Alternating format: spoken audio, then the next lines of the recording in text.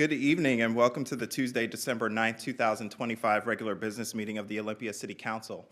For the record, we have a quorum with almost all council members present.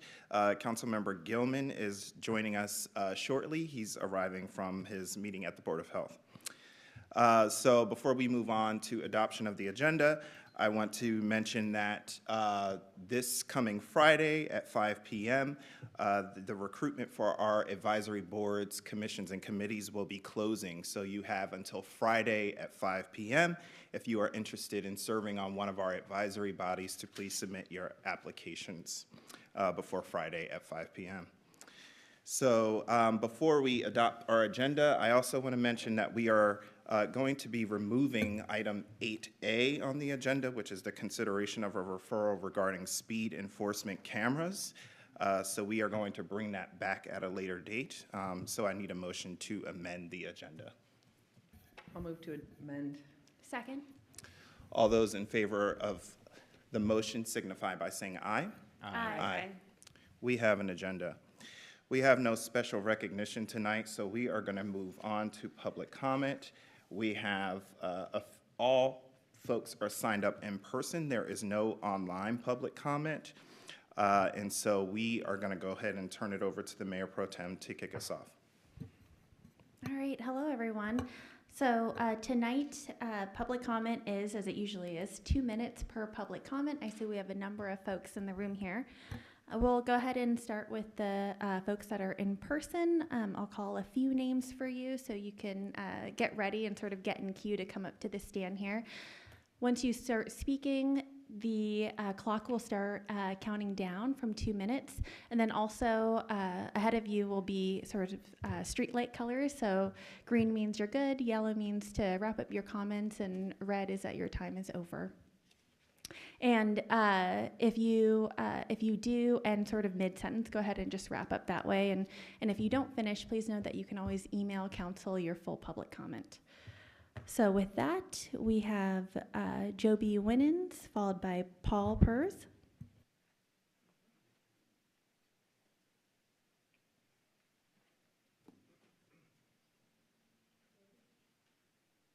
Yes, that's right. Hi, my name is Joby Winans. Thank you very much for giving me just a couple of minutes to say thank you to Chief Parker and Deputy Chief Brady. I'm a member of the Faith Network for Immigrant Support, which is a task force of people looking for ways to support our immigrant neighbors, and particularly right now where they're feeling very vulnerable. What was wonderful and why we feel important to say thank you is that Chief Parker contacted us and said, can you tell us what's going on with our vulnerable immigrant people? And let me tell, first of all, she asked the question, she listened, which was wonderful, and then she explained about what the police department could do and would not be able to do, emphasized commitment to safety and to respect. It was wonderful. So I just want to say thank you for her work and for Deputy Chief's work also in really helping and promising to continue to help our neighbors and friends. Thank you. No, Did you want to say anything? No. Okay. Thank you. Good evening.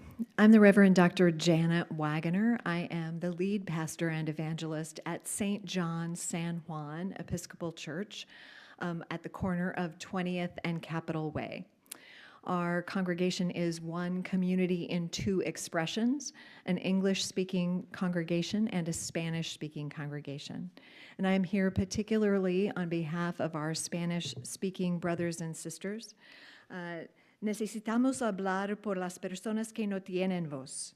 We need to speak for those who have no voice right now in our community, and they have commissioned me to speak on their behalf to say thank you. Interim Chief Parker, when she first became interim chief, came to have a conversation with me, again, to listen about how the police department might support our immigrant brothers and sisters in this time. Subsequently, in November, Deputy Chief Ray Brady and Officer Javier Sola de la Viga came to spend an evening with our Spanish-speaking community, particularly to reassure our Spanish-speaking brothers and sisters, our immigrant neighbors, that they are here to support their lives. There is an increased incidence in this season of oppression of our immigrant brothers and sisters of suicide and domestic violence, and to particularly let our immigrant neighbors know of their support and their safety whenever they call our police for help. Thank you, members of the council, neighbors, for your ongoing support and vigilance in defense of those who need our support, especially at this time. Thank you. Thank you. Calling up Jill Barnes, followed by, not able to make out the first part, but last name Webb.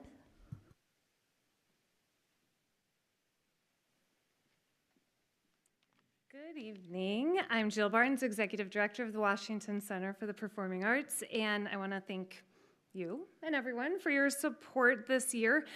This partnership allows us to continue serving as a cultural anchor for Olympia and to operate the center on behalf of the city. We welcome everyone, those who love Broadway, those who love ballet, those who come to learn, to laugh, to be moved, and to make memories with family and friends. At the center, people of all demographics share in joy, curiosity, awe, and the kind of wonder that reminds us of what it's like to be fully alive. We sit side by side with strangers and discover that live art brings us together. This year has really been remarkable. We are on track to welcome more than 85,000 patrons and students through our doors for performances, events, and educational programming right here in downtown Olympia. That activity nourishes and fuels our local economy, contributing millions of dollars each year. We've already hosted nearly 200 functions in 2025 from local arts groups, many receiving scheduling priority and reduced rental rates, to national and international touring artists who bring the world to our stage. And the year isn't over. We still have joyful community traditions ahead. Ballet Northwest Nutcracker has 8 performances over the next 2 weekends. Student Orchestras of Greater Olympia is hosting a free Messiah sing-along on Monday the 22nd. And if you haven't sung these incredible choruses with 1,000 others, I'd just say it feeds your soul. And I also think communal singing will save the world, and we're doing our part right here in downtown Olympia. The Olympia Symphony Orchestra at 5 o'clock has a New Year's Eve performance. New Year's Eve, where you'll hear music from Strauss to Lady Gaga. And it has become a delightful holiday surprise that it snows outside the center before every event. It's pure magic. We're also excited to celebrate our neighbors. Harlequin Productions has A Christmas Carol running through Christmas Eve matinee, and on December 31st, Altitude 15 is celebrating their grand opening and a New Year party and a casino room with proceeds benefiting Union Gospel Mission and the Olympia Downtown Alliance. So I just want to say thank you for believing in the power of live performances and for helping make Olympia a community where the arts and the people who enjoy them can thrive. Thank you. Jill. Thank you. Some great speakers. David Webb, City of Olympia. Some great speakers before me. I'm glad that the Olympia Police Department has earned their respect and appreciation. First and foremost, thanks to some, not the Mayor Pro Tem, of you for support in removing the flock cameras and speaking out against Olympia being part of a fascist police state. I'm glad you listened to the will of the people despite the cowardice of moving to a back room and refusing to face the public you were elected to serve. But I appreciate that you did the right thing this time. I hope that the public paid attention to the wishy-washiness in advance, and that the people are ready to hold this body accountable should it decide to go back on this good decision. Maybe putting regulations in place before the speed cameras come back onto your agenda would be helpful. Secondly, I was arrested this past Saturday while engaged in the lawful act of recording police. There was no warrant, and no charges have been filed. During this potential violation of my constitutional rights, I noticed that multiple officers had their name tags partially obscured by their radio megaphone.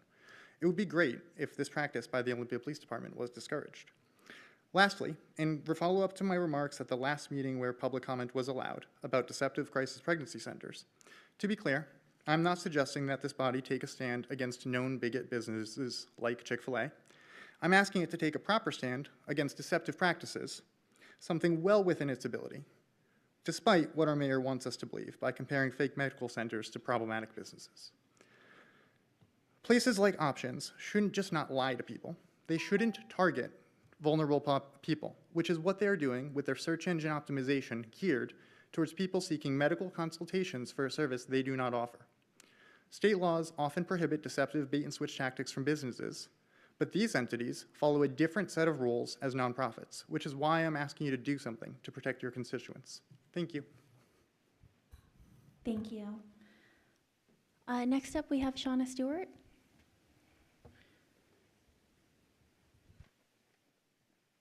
Good evening, Mayor and Council members. My name is Shauna Stewart, and I'm here to just introduce myself as the new interim CEO of Experience Olympia and Beyond. I had the pleasure of serving in this role from 2015 to 2020, and I'm thrilled to be back in the seat to help the organization through a leadership transition. Moving forward, I'm going to be really proactive with you guys about communicating progress on our key initiatives. And I'm always available to answer any questions or hear any ideas that you may have. But in the meantime, I thought I would just share a few highlights for the end of the year of some of the cool things that we've done for Olympia in particular. We are a regional destination marketing organization and serve all of Thurston County, but there were some fun highlights that came through for Olympia this year. One is we invested in some Olympia-focused digital advertising in priority travel markets, generating a strong return of $239 in visitor spending for every $1 invested. Olympia is currently prominently featured in SeaTac Airport. We're running an advertisement from October to February during one of the highest traffic periods of the year. We've been hosting fam tours, generating 76,000 views on Instagram. And we expanded Olympia's high-quality visual assets through professional photography. These images are available for any partner or city business or organizations to use. We're also actively developing marketing tied to the 2026 FIFA World Cup, designed to capture a portion of the global visitor traffic traveling to the Seattle area and inspire them to travel to Thurston County and beyond. So I just want to say thank you so much for your ongoing partnership. We are proud to help elevate Olympia and Thurston County's visibility, strengthen the visitor economy, and support vibrancy in our community. Thank you. All right, my understanding is that there isn't any online public commenters tonight, so turning it back to the mayor. Thank you, Mayor Pro Tem. Are there any comments from the council? Yes, Councilmember Madrone. I think they already, no, you're still here, but I just want to thank the folks who came up first to just say really, really wonderful things about our police department. I share those sentiments, and they've been under a lot of pressure and scrutiny in the past couple of weeks around the issue of flock cameras, and I've seen some really awful things being said about our police department. And so when folks who see that side of them come forward and thank them for that work, thank them for the care that they show to their community, it's really appreciated. So thanks for being here. Thank you, Councilmember Madrone. Mayor Pro Tem Nguyen. Yeah, I just wanted to echo the sort of the thanks for folks that are coming to say thank you. It's a dark, cold, rainy night, and it's December, which for many can be a really busy month, and we don't often hear thanks. And so us and our staff as well, even though we have fantastic staff, and so just really appreciate it. And then also we still intend to look into our reproductive rights resolution and trying to make sure that we're doing what we can as it comes to false pregnancy crisis centers, or I guess they're pregnancy crisis centers, but saying that they're doing things that are false. So that is something that does really concern us, so please know that. And then also, I'm so excited, Shauna, that you chose to return. You put your hat in, and it was a competitive process, and you always rise to the occasion. And you chose to return to Experience Olympia and beyond. I think, especially for an interim position, it just makes so much sense to have someone that knows the business. So I'm really, really excited. I know that there is much excitement on the Experience Olympia and beyond board. So thank you. And, way to just jump right in. And I think you're making your rounds with other councils and the county as well. So welcome back, and really excited to just work with you in this way. Thank you. Any additional comments? All right. I also want to thank the Reverend and those who came to speak in support of the actions taken by Olympia Police Department in regards to the response to our immigrant community members who are concerned. So thank you for coming tonight and expressing that. I also, there's a couple things I want to mention. First, Mr. Webb, your comments regarding the stance of the Mayor Pro Tem, I just want to correct something for the record because I did read her statement that night. The position was that she has taken a stance that she supports a temporary pause of the use of our flat cameras and that we should continue to explore other technologies. So just to clarify that her position was not in opposition to removing the cameras. She's not saying that, so I'm going to say that. And then also, your comments about the pregnancy crisis centers, just a point of clarification, we were online that night, and my understanding is that I just simply misunderstood what you were asking of us, and I asked for clarification. My record on reproductive rights and a woman's right to choose speaks for itself, and so there is no reason that I, by any means, would suggest that we should conflate those centers with private businesses for purposes of confusing the public. So I just want to provide clarification on that.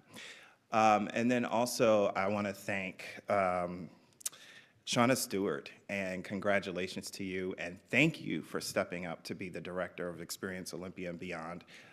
We've had, a little, rough edges, but we're getting back into the groove of things, and I thank you so much in advance for your leadership and for coming back, and we look forward to working with you going forward, so congratulations.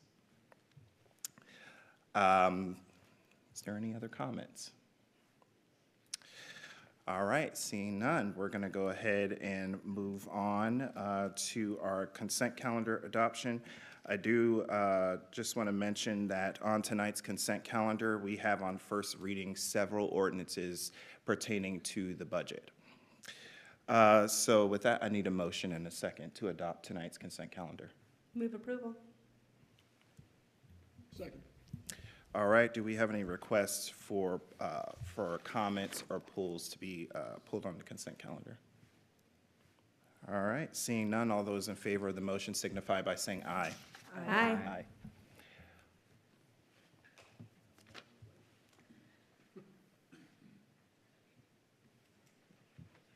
One moment.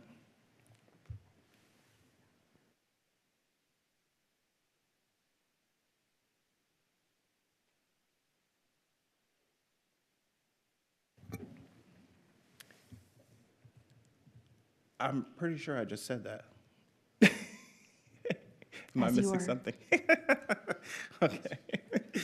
All right. There's a little bit of confusion up here, but we're going to roll with it. We have a motion and a second. All those in favor of adopting tonight's consent calendar signify by saying aye. Aye. Aye. We have a consent calendar. All right, so we're going to move on to item 5A on the agenda, which is a public hearing for the consideration of a vacation petition for a right-of-way along Garfield Avenue, abutting West Bay Drive. And we have Adam Driller, who is a city surveyor in our Public Works Engineering Department, who is presenting tonight. Hi, Adam. Good evening, Council and Mayor Payne. As you've mentioned, I am Adam Driller, the city surveyor. This evening, I'm here to present the information related to a request to vacate a portion of right-of-way along Garfield Avenue.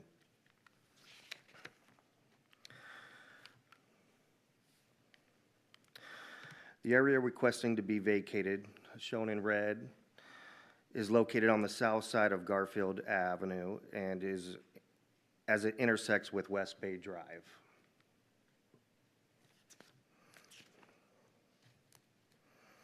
Here is one of the exhibits, which shows a 10-foot wide area proposed to be vacated along the owner's north property line. The total area proposed to be vacated is 1,000 square feet. Vacating this segment will support a well-designed single-family housing project, contributing to neighborhood reinvestment and responsible land use. The vacation will also allow for improved site planning and aesthetics, resulting in a higher quality outcome for both the property and the surrounding community.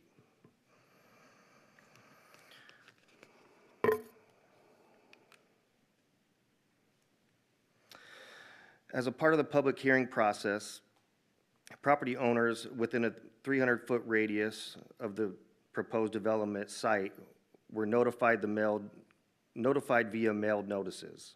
Additionally, a public notice was posted on site in accordance with notification requirements.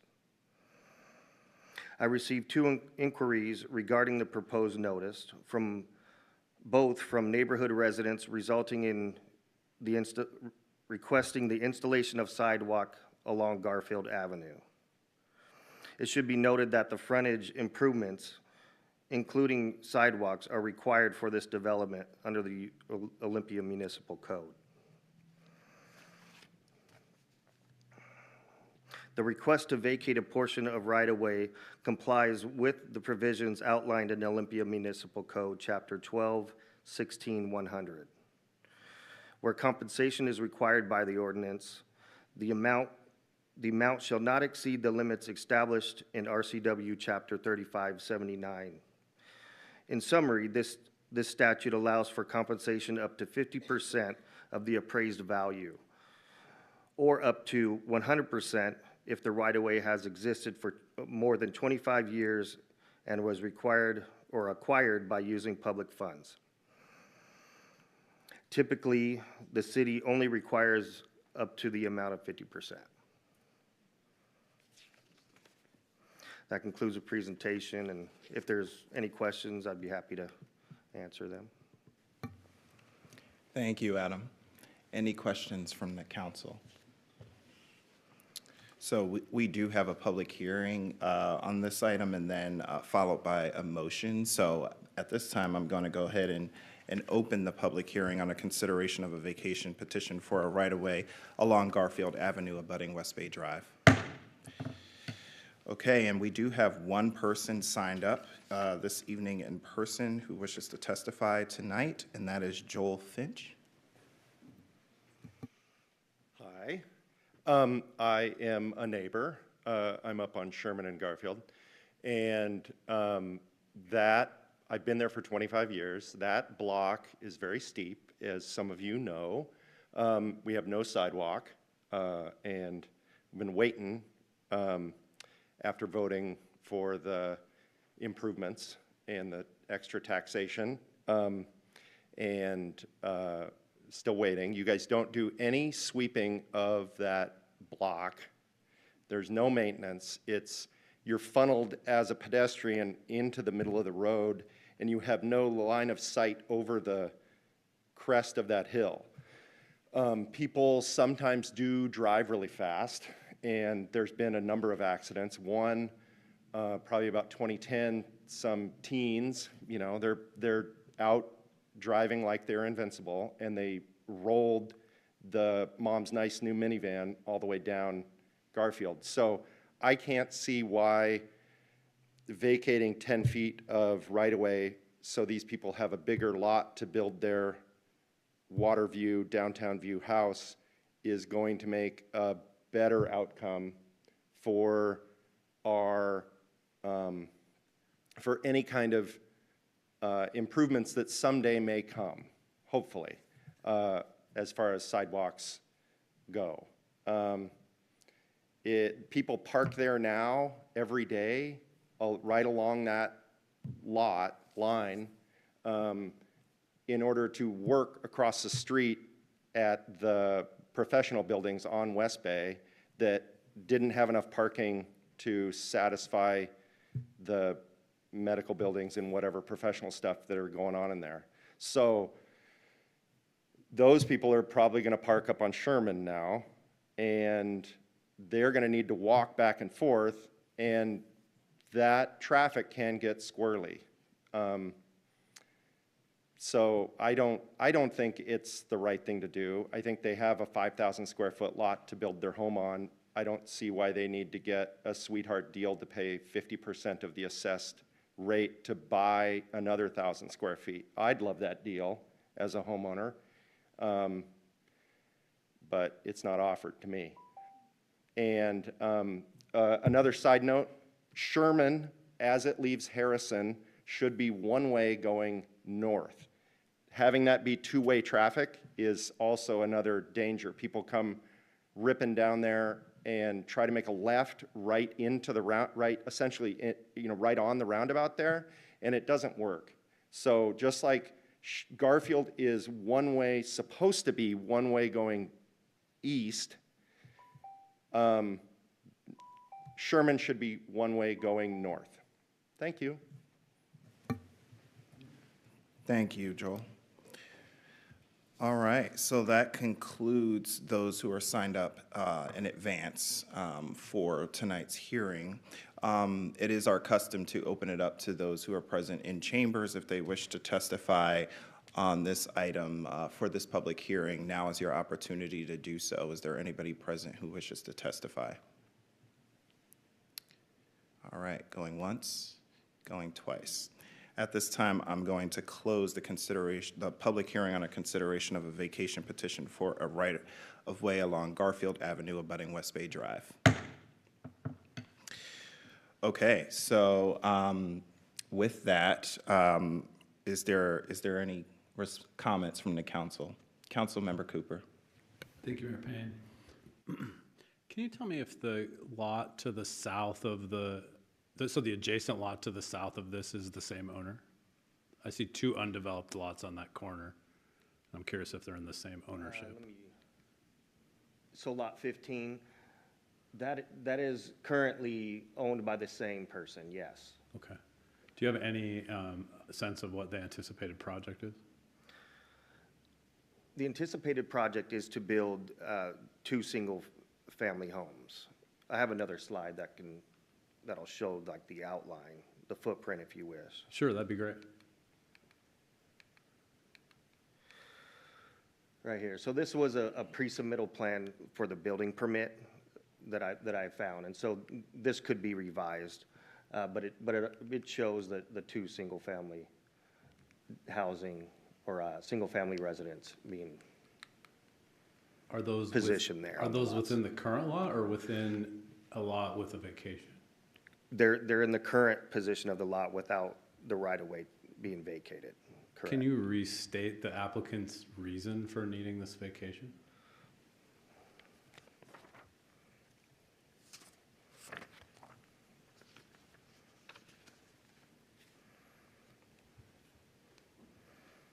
Well, essentially,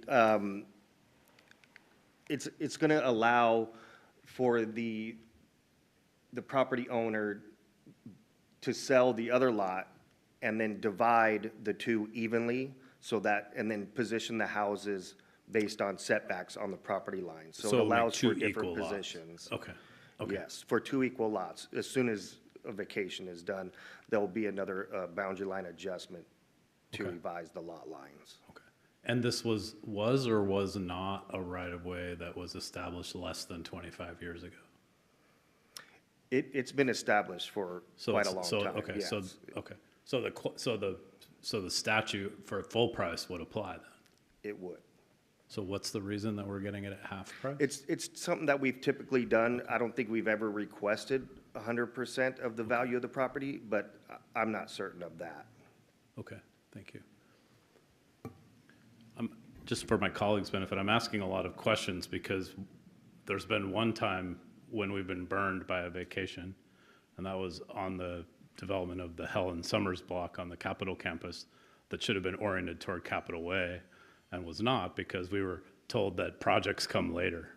And I think it's important anytime there's a vacation in front of the city council to know as much as you possibly can about an intended project, how many units you're talking about. And frankly, in this situation where I think the motivation is profit, it should be a full price vacation in my opinion, but I don't see a conflict that would give me a reason not to approve the vacation because it's on a right-of-way on the street. But I do think the gentleman that spoke during the public hearing made some good points about that block, and I kind of wonder if we've really thought through the long-term future of, actually maybe I should ask that question of Sophie. Have we thought through the long-term future of the intersection and public and safety in that intersection? So, I can't really answer that question. I don't know. yeah, so. But those are my thoughts and comments, so I'll leave it to the Thank council. you. I see our Public Works Director, Mark Russell, approaching the podium. We've got Braun has nice sidewalks, and we've got Garfield Sir, has nothing. Sir, just a moment. Good evening, Mayor and Council. Mark Russell, for the record, Public Works Director. There's a lot going on West Bay Drive. As Adam said, whatever improvements are done on this lot will require the frontage improvement, so a sidewalk would be required on the frontage of this particular parcel. And we are reserving enough room. Our team looked at the width of the road and the need for a sidewalk and feel that there's enough. When Adam did the coordination with the various parts of the department, there's enough room there to put the planned roadway section on that particular street. As far as the rest of West Bay Drive, I don't have all the details of exactly what we're planning, but there's other developments up and down West Bay Drive. We're looking as part of that development process what off-site improvements need to be done, including new crossings at various intersections, including traffic calming. We've looked at the roundabout and what kind of impacts those may have. So there's a lot going on up and down, as you're aware, with West Bay Drive, with different developments that are coming in. And so we are looking at all of those things as those development proposals come in and as we assess the traffic impact analysis that's required to be submitted. So as far as this particular intersection, I don't have the details tonight about exactly what is planned there, but we are looking at this intersection as well as others along West Bay Drive with those particular developments. Does that answer your questions? Councilmember Cooper's giving me a thumbs up. Okay. Yes. Thank you, Mark. And Councilmember Cooper, it sounds like you're making a suggestion that's similar to how we were talking about revisiting MFTE. And does it make sense to be offering this at half the value? Should we be doing that if, yeah. So tracking, got you. Thank you. Councilmember Vanderpool, followed by Councilmember Green, followed by Councilmember Madrone. So some of my questions were answered. When and if this project happens, to allow for some direct answers to the public about the sidewalk, when will they be required to put the sidewalk in? Immediately during construction? Is that when it would be required? That is correct, as a part of the building permit and construction. Okay, and involved, so that will yes. come in as the development happens, just to clarify for the public. Okay. It'll be a requirement before they get the certificate of occupancy, I believe. Okay. And then the other question I have about the setback, how many feet is that setback for that property, would you say? I believe the side, the side areas here and here are 10 feet. Okay. And the front and back, I want to say are 25. I'm not in that, that permitting process, so Yeah. I'm not familiar exactly. But. Could you answer that? Then you may not be able to answer this. I'm wondering if we didn't have a 5-foot setback, would there still be required, would we still need to vacate that property if the setback wasn't 5 feet, if it was set at 0 or whatever up to the building property? Would we still need to vacate if it wasn't a 5 feet setback? In my opinion, no.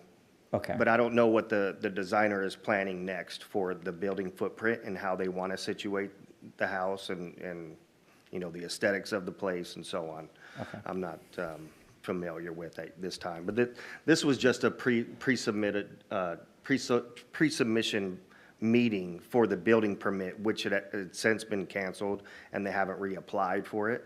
So I'm not sure what the next phase of this will be as far as the building footprint. Okay. Thank you. Councilmember Green. Thank you, Mayor Payne. Director Russell, thank you for that. You answered some of my questions, but I want to just, this is the first time for me experiencing this particular type of project, so I just want to kind of restate or re-ask what Councilmember Cooper asked, but just more specifically. So typically, if we're vacating a right-of-way, there is nothing in code that states how much we sell that for. Like the 50% has just sort of been a practice. Do you know how often that has happened? Like I'm really... So it says in the municipal code that, well, they're referring to the RCW, the state law statute. So in the RCW, it states that it could only be up to 50% of the value of the appraised value or the evaluation, whatever that number is. And the evaluations will be, you know, neighboring properties and so on, just as they would appraise any land and base it on the square footage. So 50% of that is what we typically do at the city, is I understand, and, you know, as far as I can look back, that's what I understand. But 50% of the 50%? I'm sorry, Or 50% like, are we of meeting the our appraised value of the land. So in this case, you know, whatever the number is per square foot, it's 1,000 square feet for the area to be vacated as they're requesting. So whatever the price is, it would be half that cost. I think in this case, I want to say it's $26,180 for the total value of the assessed property value, right? Here, I'll get back to that. I'm sorry, it's in my notes. That's okay. So- That's helpful. Thank you. And then my other question was, as I look at some of the materials we had in our packet of the, let's call it the block, so that lot plus the one to the west, I guess, across the alley, it looks like that one probably has a similar right-of-way there. Is there any, like, what's typically intended to be the long-term purpose of those right-of-ways, and does it impact anything that if this was approved, this lot would, you know, extend out further, but the one to the, as you're looking at that to the left, to the west of it, would still have that right-of-way there? Does that make sense? Do you know what I'm asking? Like, would it be unusual for one lot to have, to purchase that property, but the lot immediately adjacent to it, like I say, on the other side of the alley? Yeah. So the actual alley is right in here. This portion here is actually going to be an easement for access to these other properties here. Sorry, my thumb. Right. So what I'm saying though is the next property to the left, to the west, yep, right there. here, So yep. that one would still have the right of way to the Yes. street. Is that correct?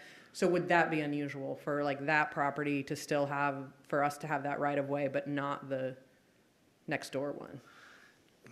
It's a great question. I see it all over the place throughout the city, so it is fairly normal for that to happen. And typically, those right-of-ways are just intended for future road needs or project needs. And what I heard from Director Russell is we would still have space for that. That is correct. So utilities, public utilities would run through there. And so currently there is, I want to say, 24 feet on each side of the center line of the right-of-way is what we need to maintain for our typical transportation projects. And so in this case here, the right-of-way will be maintained at 24 feet. Although the 10-foot will eat into that about 4 by 4 feet, but we're also requesting an easement for that 4 feet. So it's just going to be the same as the 24-foot wide easement. Let me go back to a slide here, and I can show you that. Right here, here's the 4 feet.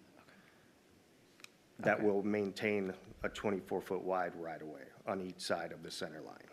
Thank you, that helps. Councilmember Madrone, followed by Mayor Pro Tem Nguyen. So many technical questions tonight. I love it. First off, hi, Joel. Nice to see you. And for what it's worth, I totally agree with you. One way on Sherman, especially since we're directing bikes up that way so that they have an easier way of getting up that hill. It can be really dangerous if two cars are coming and there's a bike crisscrossing its way up there. So just wanted to put in a voice of support for that.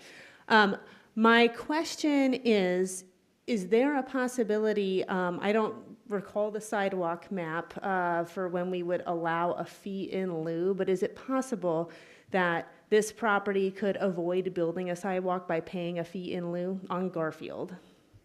I'm looking at Mark because I figure he might be better positioned to answer than, sorry. Great question. Yes, it's possible, but I think in this particular case, because it's at the intersection, we would push to have the sidewalk built because it's actually connecting to another sidewalk. So the fee in lieu, although there may be a reason to do that, I don't think staff would prefer that and would advocate to have the sidewalk actually built since it connects to an exit.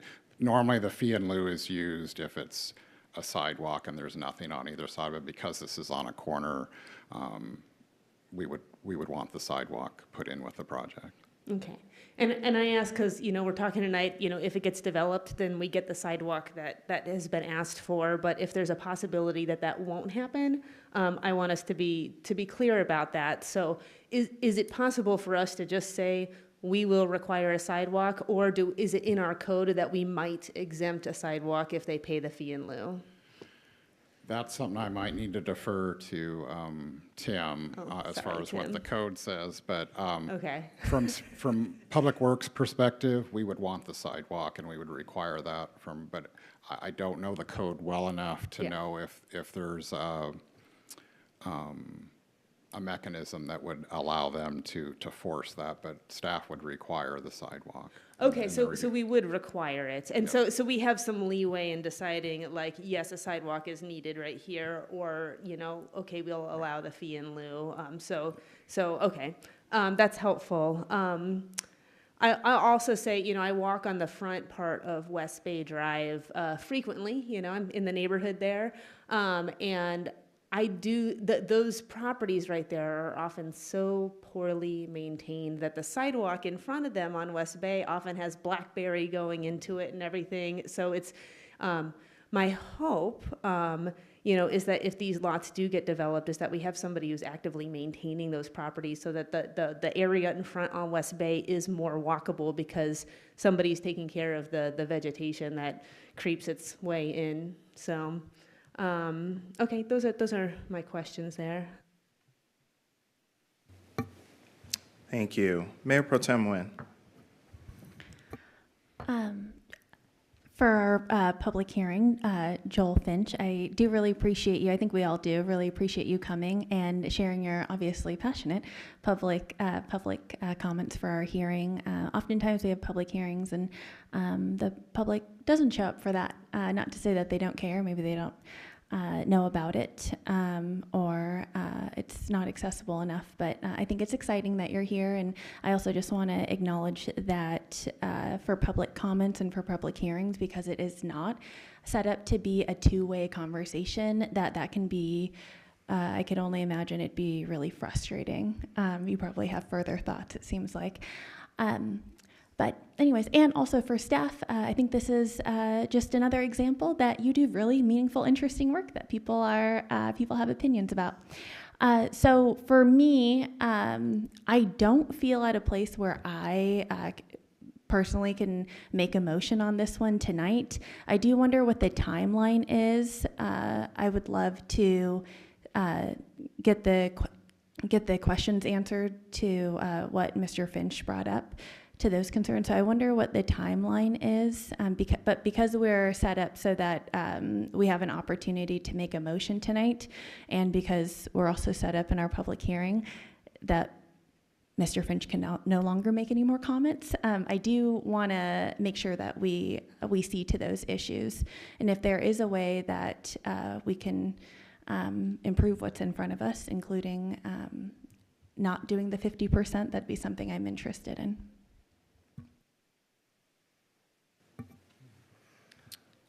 All right. Additional thoughts or comments? Councilmember Gilman. So for all of our urban infill, missing middle work, and the updates we just offered, I see an opportunity here to create 2 building lots out of what's been a vacant lot with blackberries growing over the elevated sidewalk there for a long time. So I just want to offer that I support this because I think it's a smart use of that parcel. And I appreciate Councilmember Cooper's interest in that we take up the conversation about what is our practice. Much as we talk about how we're going to clarify sidewalks downtown, we can clarify how we do alley vacations. But I also feel pretty strongly that that rather than intervening project by project, that we consider the policy, but that if somebody is in the midst of asking for a vacation or a permit or whatever else, and we have a set of rules that we've been following for many years, that we honor the current practice and we reconsider that practice for future applications. So that would be my urging, and I would be inclined to go ahead and have us entertain the motion this evening, but I'm open if people have a concern about or think that it's reasonable to have them wait. So. Okay.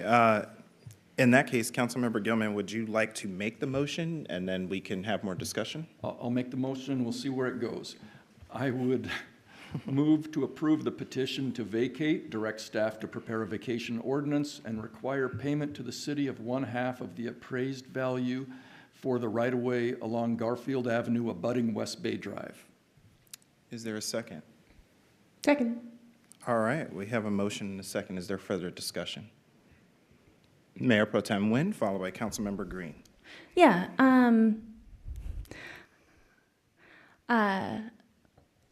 While I appreciate those comments, I also know that public hearing is an opportunity for the public to raise any concerns that they have. We have a member of the public that has raised some concerns, which has fueled a lot of conversation and questions among the council tonight. And some of those questions, staff did a fine job of fielding those questions, although some of those questions weren't completely answered, including my question about what the timeline is on this request.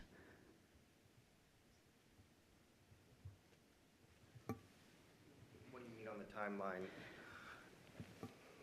The timeline of when we need to make a decision on the request. Vacating, for the petition to vacate? Yeah.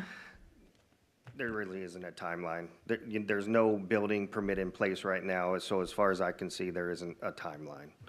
Thank you, I appreciate that. And I think this is our first time meeting tonight, so just want to clarify that I am not interested in just dragging on this process. I do care about also our customer service in this city and being able to respond to things and turn around things quickly when we can.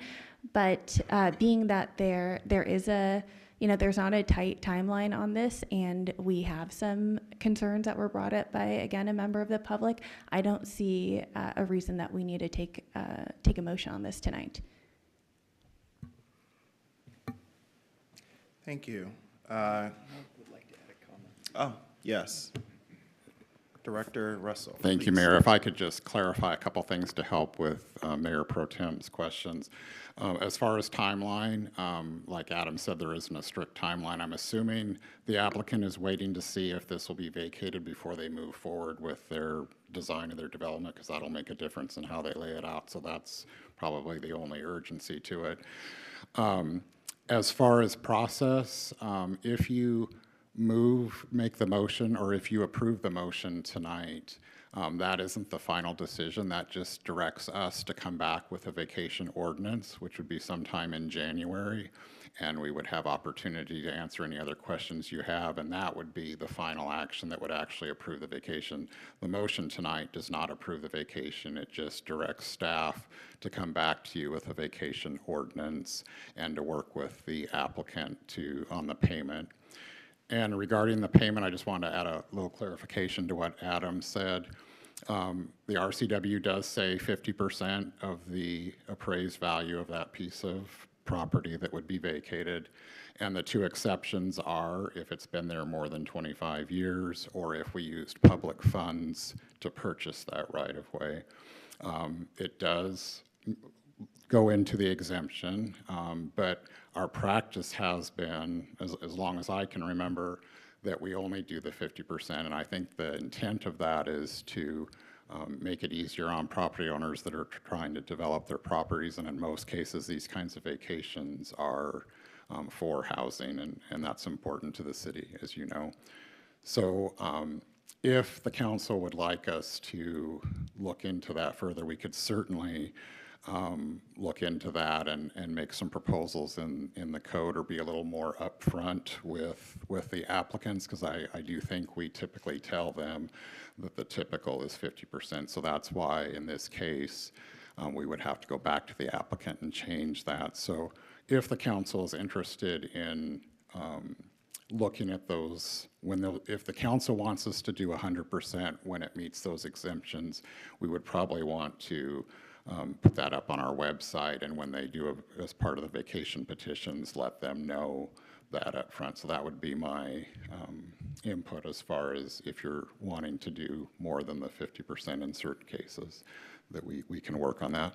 And as far as our community members' input, we can certainly have our transportation team reach out and go through. There was, a myriad of issues that were brought up that were not associated with this particular vacation, that we can work with them as well on those particular things, if that helps. So thank you.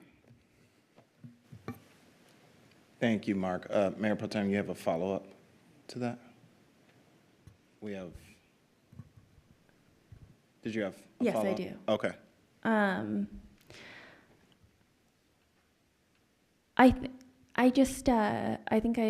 After hearing that to my council mates, I would just say there is not a rush. We can bring this back at another meeting. For us to move on it now, I think it's sort of a soft yes. That's how I see it. And I'm glad to hear Mark Russell say that we can have transportation staff connect with Joel, and I'd like for that to happen, and then we can proceed. And and it doesn't necessarily mean that when a member of the public comes in that all of their concerns are going to be satisfied, but I think that there's not a rush with this. It brought up some interesting questions, and I'd like to pause and look into those things. And I don't think that pause needs to be for too long for this applicant, but it brings up some interesting questions. I'm not necessarily in a place that I think that we need to charge them 100%. I just hear myself and my colleagues saying, hey, why do we do that? Maybe it needs to look differently. And I think that we don't have to rush this. Thank you, Mayor Pro Tem. Councilmember Green, followed by Councilmember Cooper. Thank you, Mayor Payne.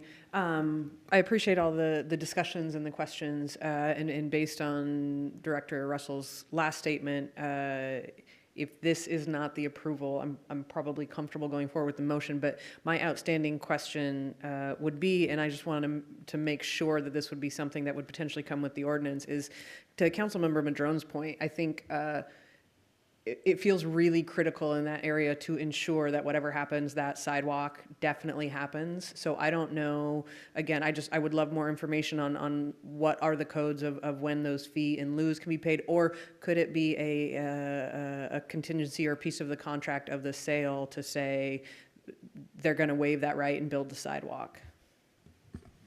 Yeah, we can bring that when this comes back to you for action as the next step. We can bring the answer to that question.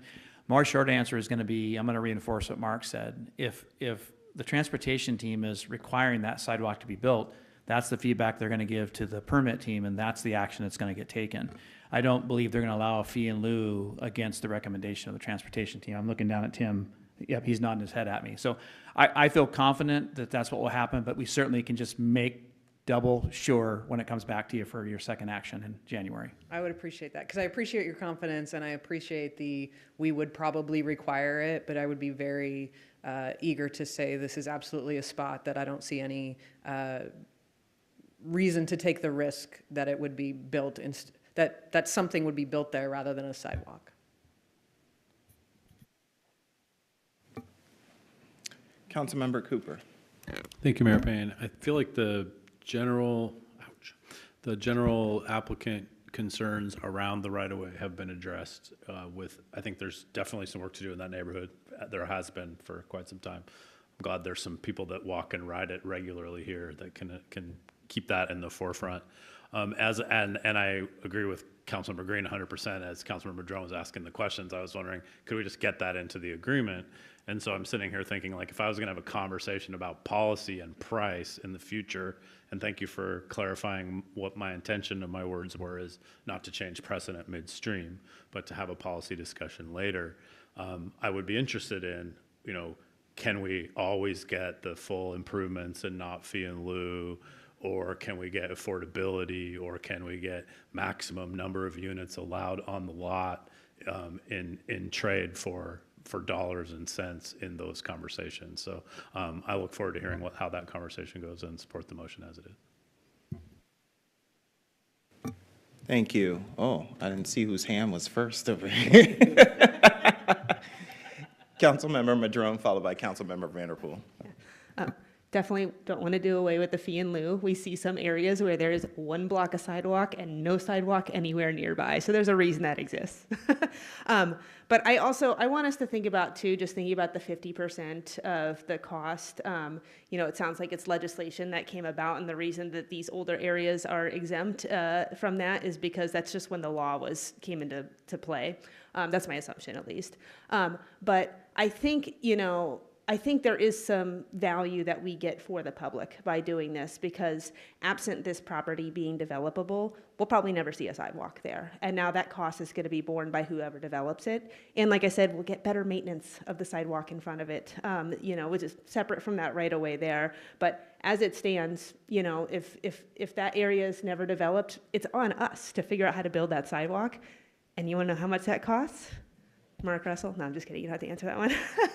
It's expensive. And so I think that there is value that we get out of this through this transaction, even if it's through a technicality rather than explicitly stated, by getting a segment of sidewalk once it's developed. Thank you, Councilmember Madrone. Councilmember Vanderpool. I agree with what I'm hearing. I think there are other parts of this that I'm making note of for land use and other committees about what we should be doing around policy so we don't run into these, right? I mentioned the setback. Like, if we didn't have didn't have that much of a setback required in the zoning, there's a possibility that the owner of the property may not even have requested that much, but we don't know because it's set at that many feet. And so I'm okay with moving forward with this, but I think that this presents opportunity to think about our code, thinking about what else we need to be doing to make things easier to develop, but also understanding the needs of the community. All right, thank you. Is there any additional comments? There is a motion and a second on the floor. Mayor Pro Tem Nguyen. I'm hearing a trend here, but I'm just going to try. I'd like to, so I think that we can look into this and then bring it back. And we have lighter meetings in the beginning of the year. We can bring it back twice, even if it ends up going through. I don't think we need to do this tonight. I would make a motion to withdraw the previous motion respectfully so that we can take the time to look into this. I'll second that motion. Okay, so we have a motion and a second to withdraw the previous motion. I'm sorry. Yes, one moment. City Manager Bernie. Councilmember Vanderpool, you have a comment? Can I get a point of information from the city manager about, this isn't the action is coming later? So I want to answer your question, yeah. So, and Mark, you may need to come up and address that again. So there's the action that we need tonight that moves this forward to the next step, and then that will come forward under consent calendar at a later date. So Mark, you want to clarify that? And then I want to come back to the motion that was just made, please. Okay, so we have a motion to withdraw the previous motion. And I believe that can only be made by the person who made the motion originally. Otherwise, you need to act on the motion that's in front of you before you can take another motion. Okay. That is a technicality that I was just reminded of. Thank you. All right, so we are going to return to the original motion that is on the floor, and that motion, just so we're all clear, is to move to approve the petition to vacate, direct staff to prepare a vacation ordinance, and require payment to the city of 1/2 the appraised value. All those in favor of that motion signify by saying aye. Aye. Aye. Opposed? Nay. All right, motion passes 6-1. Thank you very much. So that concludes, yes. City Manager Bernie. Sorry, I just want to tie a bow on this one real quick. I've captured the questions that have come up here. I know Mark has and Adam has as well. And when this does come back under consent in the staff report, we will answer the questions that have been asked here tonight. And then the policy question about half versus full, I think needs a larger conversation. We'll take that up later, but I've got that note as well. I just wanted to make sure I captured all that. Thank you, City Manager Bernie. So that concludes the public hearing on item 5A. I do just also want to mention, it sounds like the ordinance is going to come back before us, and pay attention to your consent calendars, because that's probably where it will live. So just making that plug. Point of order on that. My Yeah. understanding is that if it's not unanimous, it comes back to as a business item. Maybe that's just when things come out of committee? Okay. Well, Just out of committee. we might as well just maybe put this on business, since we have some more discussion and questions to have answered. So that would be my thought on that, is rather than bring it to consent, put it on for business, and we can talk about it further before we take the final action. Okay. Done deal. All right. Still taking notes. All right. So we're going to move on to item 5B, which is the public hearing, a consideration of a vacation petition for an alley right-of-way south of Legion Way between Adams and Jefferson Street. And we are welcoming back Adam Dreller, who is also presenting on this item tonight. Thank you, Mary Prane. As you mentioned, this here is the information related to a request to vacate a portion of an alleyway between Jefferson and Adams Street, just south of Legion Way.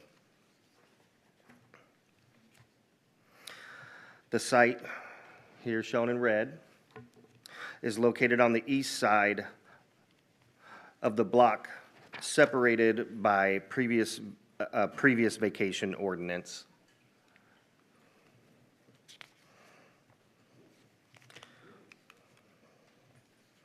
Here's a site plan of the ground level with the portion petitioned to be vacated highlighted in red.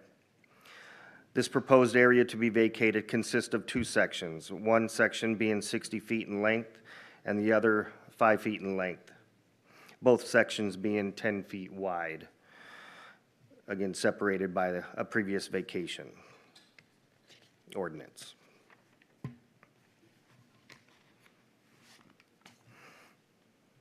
Part of the public hearing is notifying the owners of the properties within 300-foot radius of the site. In addition to the mailing of notices, the notice of the public hearing was posted on site. I have not received any inquiries about this notice. This request to vacate a portion of this alleyway meets the requirements per Olympia Municipal Code, Chapter 12, 16, 100. That concludes this presentation, and if there's any questions. Thank you, Adam. Are there any questions from the council? All right, seeing none, at this time, I'm going to open the public hearing, consideration of a vacation petition for an alley right-of-way south of Legion Way between Adams and Jefferson Street. We do not have anybody signed up in advance for this public hearing, but as it was with the previous agenda item, it is our custom to open it up to those who are present in chambers who did not sign up in advance who wish to testify on this item. Now is your opportunity to do so. Is there anybody that wishes to testify? Going once, going twice. At this time, I'm going to close the public hearing on a consideration of a vacation petition for an alley right-of-way south of Legion Way between Adams and Jefferson Streets. Okay, so we also have a motion on this item. So do I have a motion to approve the petition to vacate?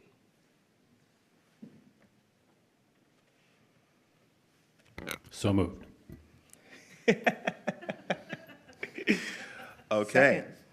All right, we have a motion and a second to approve the petition to vacate, direct staff to prepare a vacation ordinance and require payment to the city of 1/2 the appraised value. All those in favor of the motion signify by saying aye. Aye. Aye. Opposed? Motion passes. Thank you, Adam. Thank you for your time. Okay, so that concludes our public hearings for tonight. We're going to move on to our only agenda item under other business tonight, and that is the approval of an ordinance adopting our Olympia 2045 Comprehensive Plan and associated development regulations updates. And we have Joyce Phillips presenting tonight. Hi, Joyce. Hi, thank you very much. Bet you didn't think you would be waiting this long. I thought it would be great, but I'm so excited to be here. It was worth the wait. So good evening. For the record, I'm Joyce Phillips, Long Range Planning Manager from Community Planning and Economic Development. Tonight marks a significant milestone as I'm here this evening, along with the majority of the city's Comprehensive Plan Update team, to request adoption of the Olympia 2045 Comprehensive Plan. And I'm also grateful to have Allison with us with Kelly Design, and she was a significant part of our proofreading and formatting team.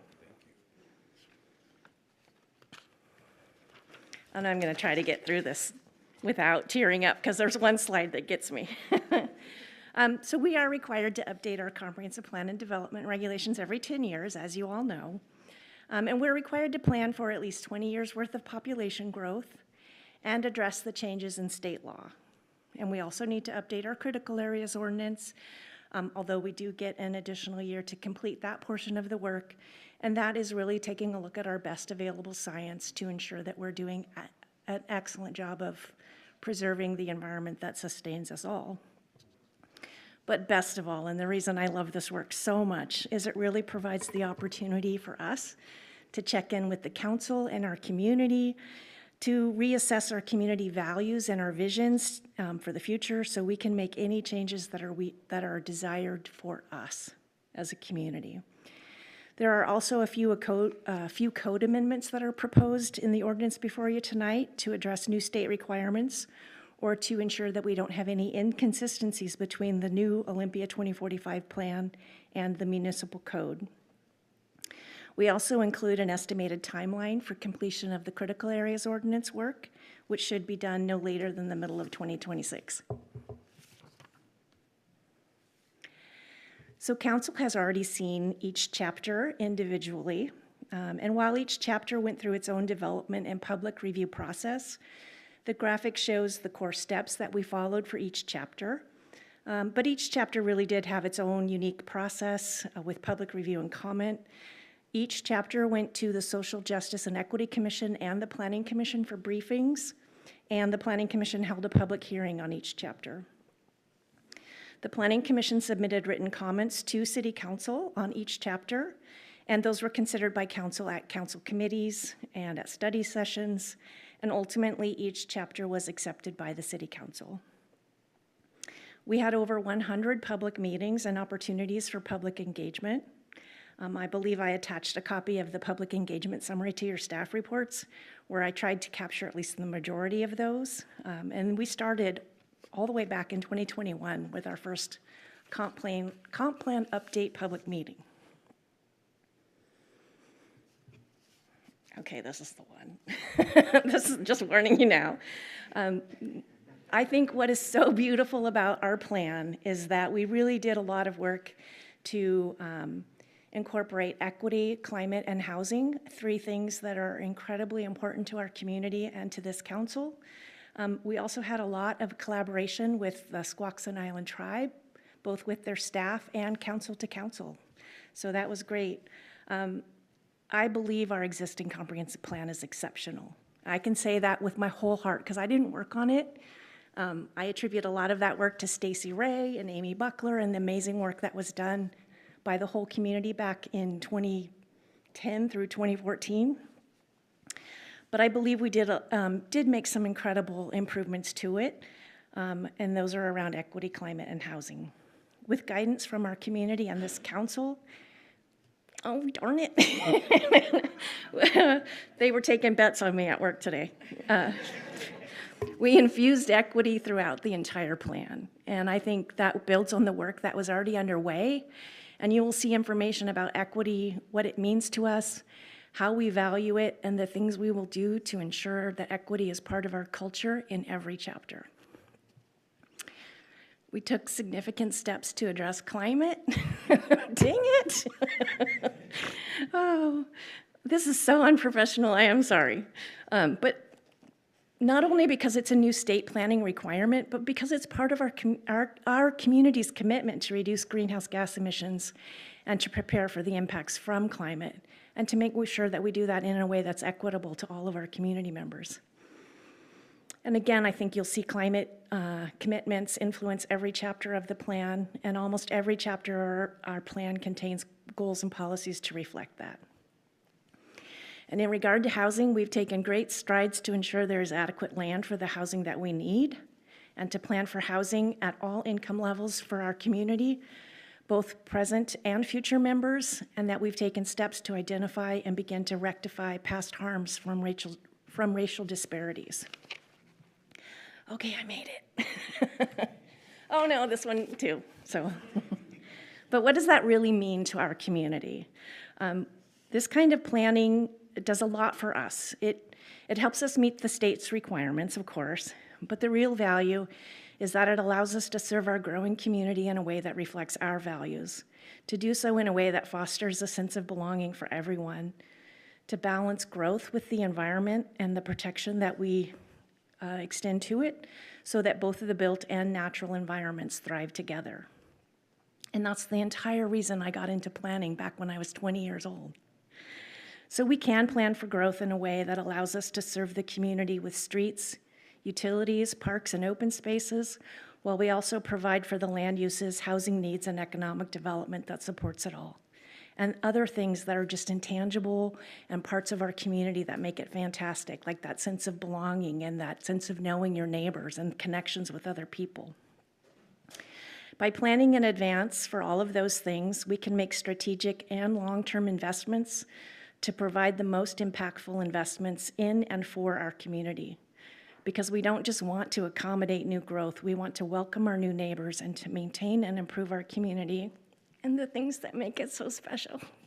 I lost my bet. Sorry. With that, I will make a requested motion for the council to consider. Please move to adopt the Olympia 2045 Comprehensive Plan and the related development regulation amendments. And with that, I am happy to take any questions and pull up any members of the team that are here to help answer, especially the hard ones. So thank you. Thank you so much, Joyce. All right, comments from the council. Mayor Pro Tem Nguyen, followed by Councilmember Madrone. Lovely presentation, Joyce. Joyce, if I've gotten to know you enough, I think I've gotten to know that you light up when you talk about planning, when you talk about the city. There are times where you have talked about certain sections in the comprehensive plan that are not really a big interest area of mine. And you've made me want to listen to it. You know, just because we're council members on this dais doesn't mean we're interested in everything, right? And the way that you speak about it makes me perk up. I don't know if you know that, but that's true. Yeah, absolutely. And also, you've showed us, well, you've showed me, I'll just speak for myself, you've showed me that how we can, I'm an equity professional in my day job, but I'm not a planning professional, right? And so you've showed me interesting ways that we can apply equity to planning and what a strength that is. And as well, I don't think you would ever tell someone that is passionate about their job and enough to be emotional about it that they're being unprofessional. So with that, let's extend that same kindness to yourself. I know it was a team effort, but what a big deal this is. What a big moment. And you certainly had something to do with it as well. I mean, you're the one presenting it. Yeah, big deal. Thanks for being here tonight. Great presentation. Excited to move on this. Well said, Mayor Pro Tem. Councilmember Madron, followed by Councilmember Vanderpool. Joyce, I'm going to miss you so much. And I'm just going to +1 on what the Mayor Pro Tem said. Bringing emotion into your profession does not make you unprofessional. It just means you are bringing your whole self into the work, and it means you are passionate about your work and that you have a lot of love for this community. And I also I really want to commend you on the process. The whole reason I ran for a second term was so I could be involved in this process. And, towards the start of it, it's true. And towards the start of it, I was a little concerned that we were just going to be doing like kind of an update, like not really digging into how our community's values have changed, how the needs have changed over the years. And so you and I sat down and talked a lot about how it looks to engage our advisory bodies, engage the tribe, engage the council throughout the whole process. And I'm really, really pleased with all of I know it was a lot of extra work for staff, but it also got us to a place where we have no further edits, right? But without getting ahead of the vote tonight, I think we're all very pleased with where this has ended up. And I just love you talking about, how the process with the community and how we really have done a big check. There's a lot that's changed about our community in the past 10 years, about society, about the kind of people that we see sitting up on the dais right here. And so all of that extra work was important. And it was really funny to see the chapter review process up there as though that were one linear thing when we're really just send it back to committee. Oh, got to do this. But we did that because we knew more work needed to be done. I'm really glad that you highlighted equity, climate, and housing. Those were 3 very new things. Well, housing, not so much. And climate was also woven in there here and there, but now there's a very steady focus on both of those huge priorities for our community. And when it comes to equity, that word wasn't even in our comp plan until the past few years. So we got to take a look at the whole thing with equity in mind. And so very important work. But we also did important work and updates across the whole thing. I think about all the work that we did with public safety, with the environment chapter, land use, transportation, just so much important work. The engagement that was done with the tribe, all of this was just, it's just such a pleasure to be a part of this process and such a pleasure to work with you and work with all of you out here who have come to see this action that we're going to take tonight.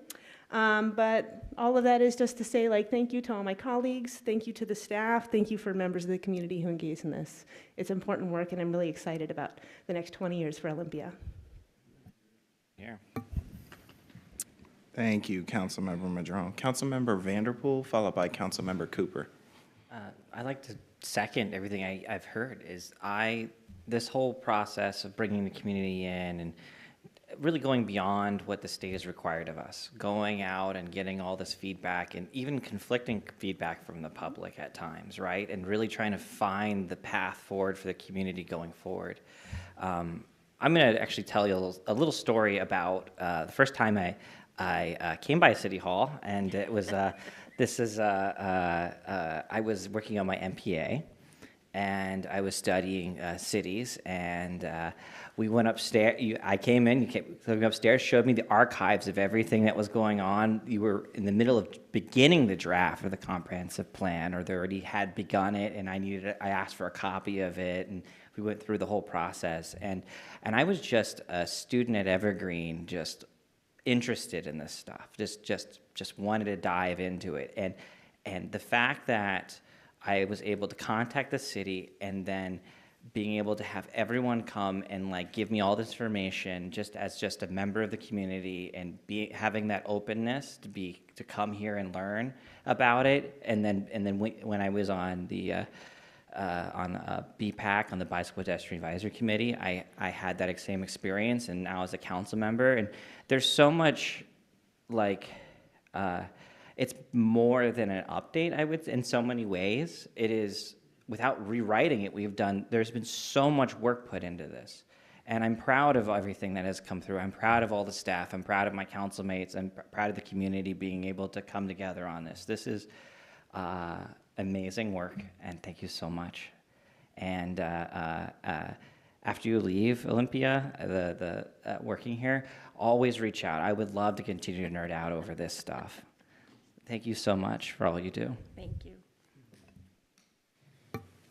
And I just want to add too, I think every single department in the city was involved in our plan, in this update.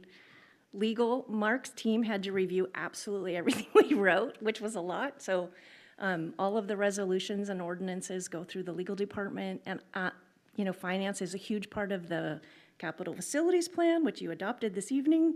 So every single department in the city has touched the update, and every single department in this city is a part of this update. And I've never worked at a city where I've heard the police chief talk about the comprehensive plan in a public meeting before. And I think that was within my first year here, and I was completely blown away. So this is the community's plan, but it's also the city's policy direction. So thank you for all of that. Everybody in the city has been a joy to work with on this. Thank you, Joyce. Councilmember Cooper. Thank you, Mayor Payne.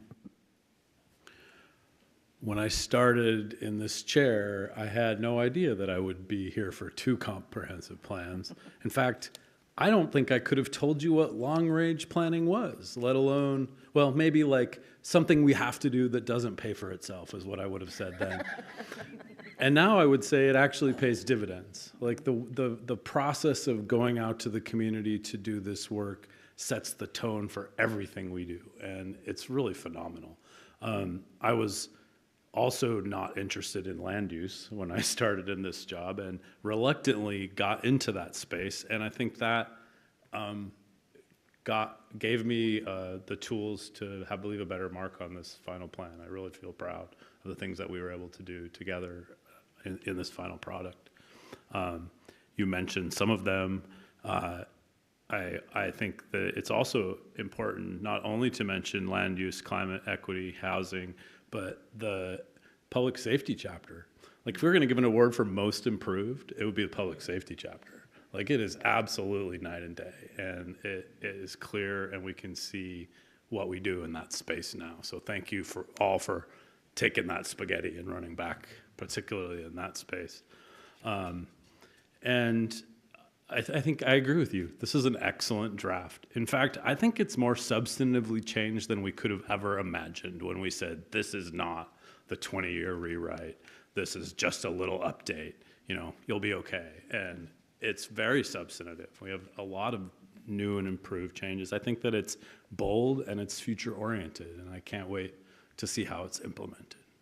Thank you, Joyce, and everyone involved. And especially thank you to the Squaxin tribe for being involved in this. To have every department and our ancestral tribal residents, it's really special to be part of Olympia, and I'm proud to be part of this plan. So thank you for getting us here. Thank you, Councilmember Cooper. Any additional comments? Well, I have to say, Joyce, that I think it might be graduation day for the comprehensive plan. And there's something to be said about that, because this is now where it really begins. You mentioned that, the police chief referred to the comp plan several years back, and this is where now it becomes time for us to hold ourselves accountable to what we said our vision was, and that's one of the beautiful things about the comprehensive plan is that this is where it really starts now after all of this work. And so I can't thank everybody enough. I share the same sentiments as everybody has set up here, is that, it's incredible work to have such powerful, smart, passionate, thoughtful employees at the City of Olympia who have contributed to this document that is this thick if you print it out. It's a little big. Yeah. And, it just goes to show that there are so many people who have had their hands in this. The Squaxin Island Tribe, City of Olympia staff, all of our community members across the City of Olympia who've contributed their thoughts, their passion, their expertise, all to this guiding document for the next 20 years of our city. And it's so important that we hold ourselves accountable to it, to remind ourselves of what we said we want to do for this community. And one of the things that I was just kind of thinking about as I was listening to everybody is specifically with Councilmember Cooper and your comments about being here for 2 comp plans and how the public safety chapter is night and day. It makes me wonder, well, what's going to be night and day for the next comprehensive plan, and like how is it going to change?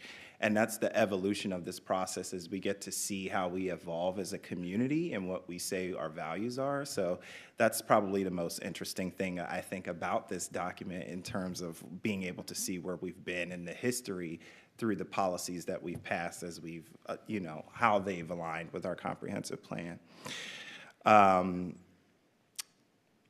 Crying about the plan again. I think that you're breaking stereotypes about bureaucrats being robots, and that's okay. I think that's a good thing. So keep showing that personality. Thanks. We all love it. And apparently so all do you, because you were making bets at work today. Yeah, I was gonna say, I don't normally bet on council meetings, sorry to imply that. Yeah, but in all seriousness, I can't thank everybody enough for just really being so thoughtful and considerate about this document. It really is important to our community, and let's get to work on making it a reality for the city. So, all right. At this time, I need a motion. Oh, Councilmember Madrone. Yeah, keep showing up the way you do until you retire very soon and move off to Portugal. I move to approve on first reading and forward to second reading an ordinance adopting the Olympia 2045 Comprehensive Plan and associated development regulation updates. Second. All right, we have a motion and a second. Is there any further discussion? All right, all those in favor of the motion signify by saying aye. Aye. Aye. Motion passes. Congratulations, everybody. Thank you. Congratulations, everybody. So at this time, we're going to recess for 15 minutes. We're going to take a photo all together to celebrate this moment. And then we're going to follow that photo with some cake to celebrate this occasion. And he can't see me. I don't know if he can hear me, but he is in the lobby. And it is Dick's, our security guard Dick's birthday. So please wish him a happy birthday. Happy birthday, Dick, if you can hear me. He tells me it's his 37th birthday. And anybody who knows him knows that that is the truth. All right.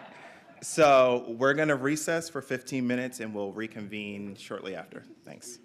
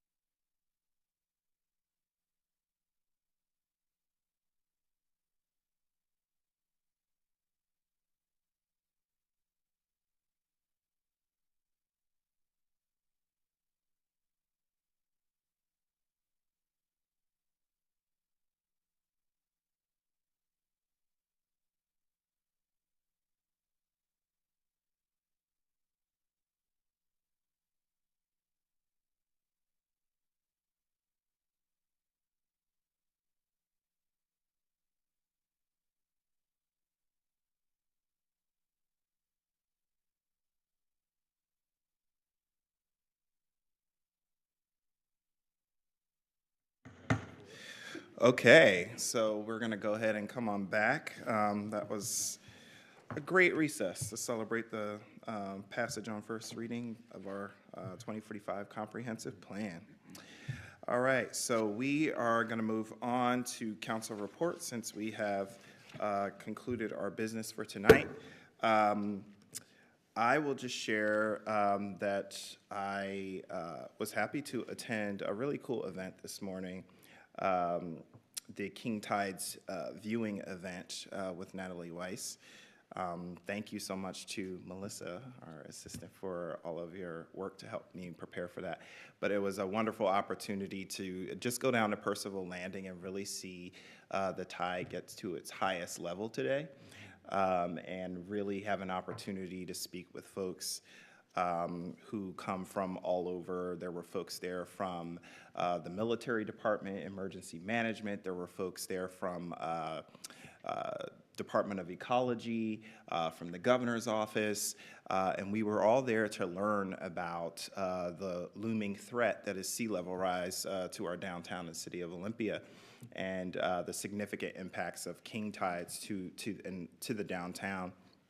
And it was really a cool opportunity, thanks to the Sea grant, that we were able to have this educational opportunity to learn more about how king tides impact our region and how they're caused and all sorts of things around that. And what I was able to share was our sea level rise response plan and how we are planning, at least in the short term, long term, between now and 2035, the 22 tidal floodgates that we are preparing for this type of sea level response, and also our work with the Deschutes Estuary Project, which it was good to have Department of Ecology there as well to share more about that.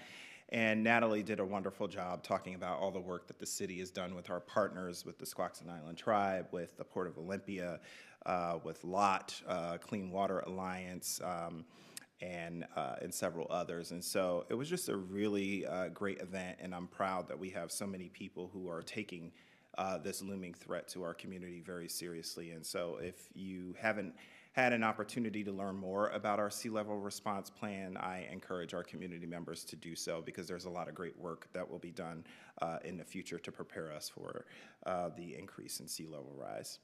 So there are other things, but I know that we want to get to our executive session. So I'm going to wave and start to my left with Councilmember Cooper. Thank you, Mayor Payne. I don't have a report tonight, but I want to add one item related to what you just mentioned around the king tide, is because we've been having, we had an atmospheric river yesterday, and we have another one coming in tonight. And while we're in this meeting, my phone's been blowing up because I'm the vice chair of the Washington State VOAD, which is Voluntary Organizations Active in Disaster. And this evening, the Washington State Emergency Operations Center went to level 1 full activation, as it would in a big natural disaster. So there's a lot of people in a hard spot in this weather. So be safe, everyone, and please make sure to thank the public servants that are helping you along the way. And thank you to our team that's out, I'm sure, in the wet. Yes. Thank you, Councilmember Cooper. Yeah, that was crazy to hear that the atmospheric river is about 3 times as long from the Philippines to the northwest. And I didn't realize that it can cause people to get migraines too. Yeah, I learned that today. So, yeah. Councilmember Green. Yeah, thank you, Mayor Payne. I have 2 quick reports. One is at Solid Waste Advisory Committee last week. We got a wonderful presentation from the Department of Ecology on the Recycling Reform Act, which was something passed in the most recent session that extends some responsibility for packaging and paper product recycling to producers. It's very complex. It's like an 80-page bill, but it was really wonderful to see where Department of Ecology is with that. They're about to begin rulemaking, and if anyone is interested, those materials, are out there. You can get on a mailing list for Department of Ecology to email you, and it was just a really impressive body of work considering how recently that was passed, and it should have some really far-reaching and pretty long-term impacts. And then my second report is just Joint Animal Services Commission met yesterday, and It was a wonderfully quick meeting, but one of the things that did get approved is that they have a handful of fees for services like adoption fees or pet surrender fees, a few other things, and the commission did approve those rates going up. So as of February 1st, there will be very slight rate increases. Those rates have not gone up since 2018, and they worked really hard to keep all of them. The staff recommendation kept most of them at the very low end of what similar agencies around the region charge. So just for folks who interact with them, those will be going up. And I'll just close with the immortal words of Bob Barker to spay and neuter your pets, because they did see about a 27% increase in intakes at the shelter over the course of this year, and the year is not over yet. Thank you. Any questions or comments for Councilmember Green? Seeing none, Mayor Pro Tem Nguyen. Yeah, I don't really have reports. I guess I have reflections. So I got to deliver a mayoral proclamation recently, and I won't get into all the details, but it meant so much to the people that I gave it to, and so much. We took a lot of photos. There was so much gratitude.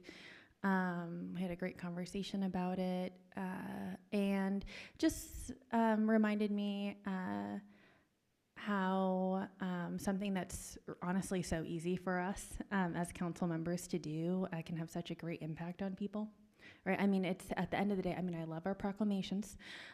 Looking forward to having my own one day, maybe. But I mean, it really is like it's a high honor, really fancy piece of paper, and it means so much to people. And so that was really special. And then the other thing is just wanted to thank all of my colleagues that were here last week for the study session. I didn't get to attend, but just really appreciate all of your hard work. I know that was a tough one, and it was one that also got disrupted too. And I just know that this can be a tough night, so thanks for holding it down. Thanks, Mayor Pro Tem. Any questions or comments for the Mayor Pro Tem? Mine is the subject of the mayoral proclamation. It's just hard for me to say. Just it makes me sad. It was is an appreciation for a longtime community member that has volunteered and dedicated a lot of service to the city of Olympia, and so we were able to give her give it to her family, a proclamation, so that it can be shared at her memorial service. And so it listed professional and community accomplishments that have to do with City of Olympia. So anyways, good catch.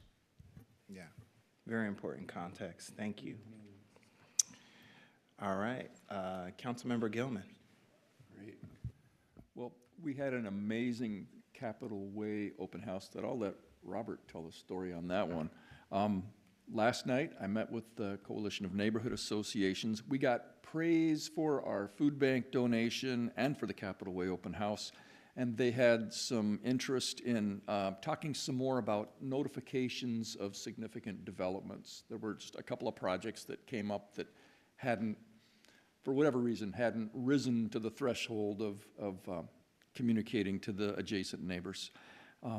Yesterday, I met with Franklin Street Harm Reduction's leadership, and I wanted to appreciate that city staff from multiple departments are sitting down with the social service providers on Franklin to think about what's the best and most respectful way we can help manage a busy intersection and a busy sidewalk there. So I'm just very grateful for that work. And the Board of Health met this afternoon. It is National Influenza Vaccination Month, if you didn't know. And the best way that you can honor that month is by taking a personal holiday. And I would recommend doing the supermarket pharmacy so you get the 10% off shopping coupon that goes along with it. But this is a really good time to be immunized, and it's way better than getting the flu. The other thing the Board of Health is working on is that the commissioners just approved a restructure of the Board of Health to accommodate legislation that now requires that we offer a seat to each of the tribes in the region.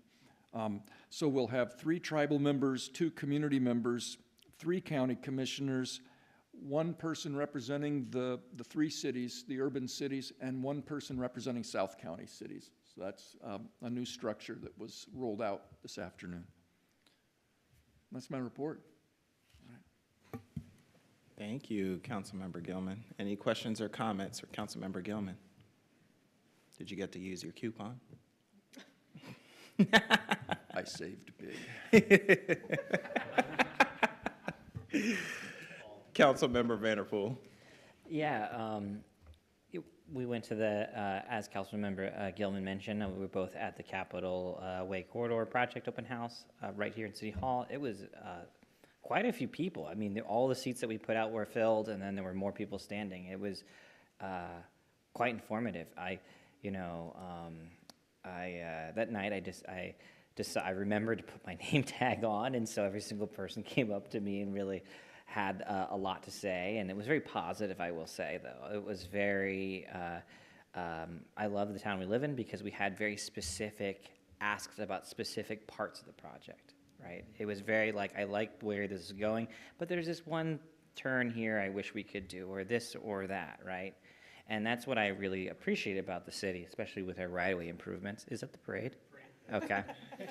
That is the second time this week that I've been interrupted by the parade. You were in that one. City Manager Jay Burney was in that one. I was at Intercity Transit Authority, which is next on my list, when the parade came through in the middle of the meeting. And we at Intercity Transit Authority passed the new routes that'll be coming in May of next year.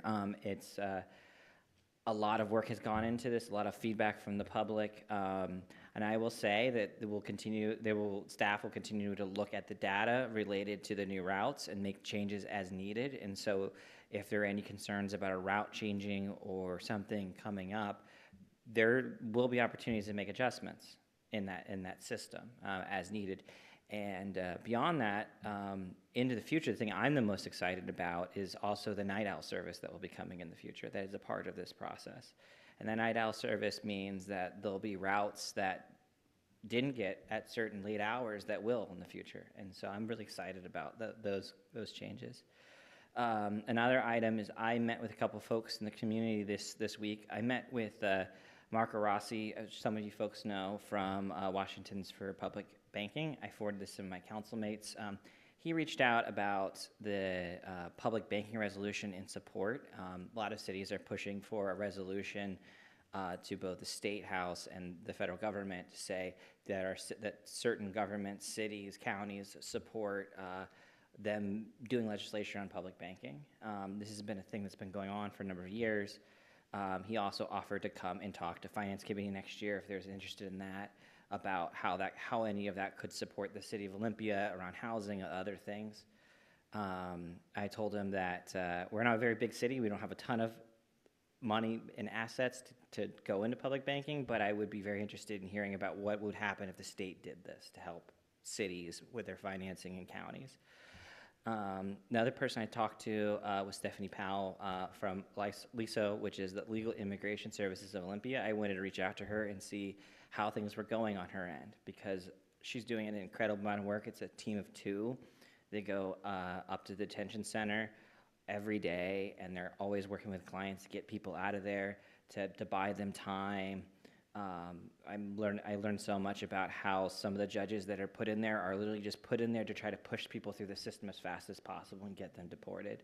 And her job is to try to slow that down and get people, court cases, into the future past all of this craziness, right? And the other part of this I learned is that she is working the whole region in a lot of ways. There's not a lot of legal services until you get all the way down to California. So a lot of Oregon is not being supported in this. And so one of the things I asked her was I know the city of Olympia doesn't have it's very limited in what it can do with funding, but what can we do about asking the state, right? What can the state, how's the AG's office working with you guys? And she says that, you know, there isn't a lot of support right now. There is some level of support, but there isn't. She says that there are lawyers and attorneys who have volunteered, but it takes a lot of time to do this work. And so she would love to expand upon it in the future. I'm just bringing this to all of you because just to be aware that there are folks in our community that are doing incredible work around this to help folks. And I asked her to always reach out to us if there's anything else you think the city of Olympia can do to help folks going in the future. So, yeah, that's my report.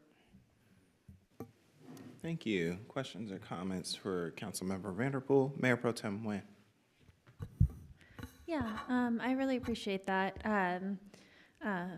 And your thoughts about public banking, I agree. But your last comments reminded me, I stopped by the library before coming to our meeting tonight, and it was the Olympia Library. And there's an event going on there on Thursday at 6:30 p.m. for anyone that's interested. It's called Know Your Neighbor's Rights, deportation defense. And so I'm just going to read it right now. So it says, join local advocates from Community Coalition for Immigrant Support and Strengthening Sanctuary Alliance to learn what it means to be a sanctuary city and state, along with how we as community members can support our neighbors' legal rights and well-being regardless of their documentation status. This workshop is open to new and experienced allies. So again, that's Know Your Neighbor's Rights, Deportation Defense. It's happening this Thursday at 6:30 p.m. at the downtown Timberland Library branch. So I'm hoping to be there, and be great to see anyone there too. Thank you, Mayor Pro Tem. Thank you for mentioning that event. I really appreciate it. Councilmember Vanderpool, I had just a question of clarification around, so the resolution on public banking, is that a resolution to call upon the state? Yes. To do? Okay, all right. And I believe this is something that has been requested of us before, if I remember correctly, and somebody will have to refresh my memory as to, you know, what were the reasons we didn't take it up. Probably because of not having very many resources, but I'd be curious as to what kinds of actions you know, that we would be calling for the state to act on and that sort of thing. So let's find out more. Yeah, he forwarded me an email with a bunch of resources that other cities have done. And he's also offered to come and speak, like I said, speak with Finance Committee about, you know, and even come talk to the council members individually or us all together just to learn more about what exactly the request is. Great, thank you. Councilmember Madrone. You know, forwarding us an email with a bunch of resources in it. If there's a simple one-pager that we could read, that would be lovely. I'm not going to use ChatGPT to simplify it down. You're just going to have to glance through it. Okay. Anyways, so Thurston Regional Planning Council met our final meeting of the year last Friday, and we welcomed our new executive director, Alyssa Gertler. Very excited about her. I got to be on a committee of the council that did interviews with folks, and she blew us out of the water. So she joined us in person for that first meeting with us. A little bit of her background: she has experience in both rural and urban communities doing planning. She comes from, most recently from Clatsop County, Oregon, where she was the housing program manager there. She worked for the Northwest Oregon Housing Authority before that. And then she worked for Metro Regional Government, which is the Portland metropolitan area's version of TRPC, and before that at Clackamas County. So she brings a variety of experiences in different types of planning organizations, and really, really excited to have her come and join us here in Thurston County. So if you ever get a chance to go to an event where she is out and engaging with the community, actually I imagine she'll be here in council chambers sometime soon to come introduce herself. So very exciting, stay tuned. And we also had a presentation on Martin Way. As you all know, there is a big interjurisdictional planning process that has happened around re-envisioning Martin Way, which used to be a highway, and now it is, a local road for us, and therefore has lots of challenges associated with it. The work that TRPC was doing some 30% designs on what some street crossings could look like in different areas that have been identified as priorities along Martin Way. They did a lot of really great engagement around it, surveys and everything with the community. And the interesting thing that I found on this project is they found they had a little bit of extra budget, and they asked the jurisdictions involved, hey, we could get you to 60% design, what do you think about that? For City of Olympia, we politely declined because we are already moving forward with our street crossings. We know what we need. We've made it a priority. And the other jurisdictions declined because they haven't yet decided on what direction they want to go with Martin Way. So that led to some interesting conversation at TRPC with those jurisdictions there, talking about like the need to, figure out what's going to move forward. I feel good that we in Olympia are moving forward on this. There was just the death of a bicyclist on Martin Way. I think just yesterday, or maybe even earlier today. I'm blurring my headlines a little bit. Yeah, but it's a really dangerous highway, so I'm glad that the City of Olympia has prioritized some more safety in that area. But just wanted to make you all aware of that conversation, that there was definitely some like, oh, we do need to figure out how to move forward. So, and that's my report. Thank you. Yes, questions for Councilmember Madrone. Councilmember Cooper. Thank you, Mayor Payne. On the Martin Way planning, is there anything for transit priority or a transit lane in that design? There's an option for a bat lane in that design, and disagreement among the jurisdictions on whether or not that should be a priority. So that's, there's different scenarios on how we can move forward, and, in Olympia, we're like, okay, we're going to move forward with what we can do separate from the other jurisdictions while, they figure it out. But that is an option for the future of Martin Way, is to have that dedicated bus transit lane. Okay. It sure seems like that would manifest the vision that Intercity Transit painted for us last week with their new routes. So, absolutely. Thank you. Yeah. All right, any additional questions for Councilmember Madrone? Seeing none. City Manager Bernie. Thank you, Mr. Mayor. Just 3 quick items. One is, we all heard the holiday parade go by City Hall as Councilmember Vanderpool was giving his report. Last week was the first week. I got a chance to ride along with staff, and I just want to just say so much gratitude to staff for the work they do to pull that all together. It is just magical to ride along in it and see the neighborhoods come out. They follow the live tracker, and they have their lawn chairs set up, and it was just pretty amazing. We had great weather for it last week. It's not too late. There's one more time if you missed the first 2. Next week on the 18th from 6 to 7:30, it will be in Southeast Olympia. But you can, again, follow the live tracker. And if you missed it, you can always find a piece of sidewalk to pull up and watch there. So just want to highlight that. Myself and some OPD reps met with some the residents of the Boardwalk Apartments today just to talk about a variety of issues. And the reason I bring that up is I just want to thank them for their hospitality today and the warmness of the reception they provided for us, and the really amazing conversation that we had with them. And I'll fill you all in on one-on-ones just about the things they're interested in, but I just want to thank them for the conversation today. And then lastly, as was mentioned, although here in Thurston County we don't have near as many issues, in Lewis County the flooding is significant. I think all of you know that's my hometown, and so just to my friends and family in Lewis County, just my thoughts are with you as you work through it. Thank you, City Manager Bernie. And the folks at Boardwalk are great. It was great to be received by them at National Night Out, so I'm not surprised that you got a warm reception there. All right, so, well, that concludes our reports for tonight. So we are going to recess for 5 minutes and then reconvene in room 423 for an executive session pursuant to litigation and potential litigations. No decisions will be made. We will meet in room 423 for up to 60 minutes, after which we will be adjourned for tonight.